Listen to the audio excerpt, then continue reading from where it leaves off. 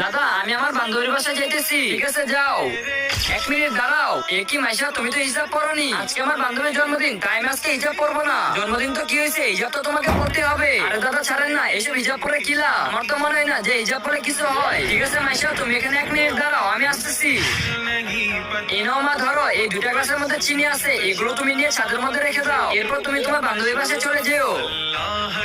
আরে মা মাইশা। হ্যাঁ দাদা বলে, ওই সময় তুমি যে চিনি গ্লাসগুলো ছাদে রেখেছিলে ওইগুলো নিয়ে আসো। ঠিক আছে দাদা দাঁড়ান, আমি এখনই নিয়ে আসতেছি।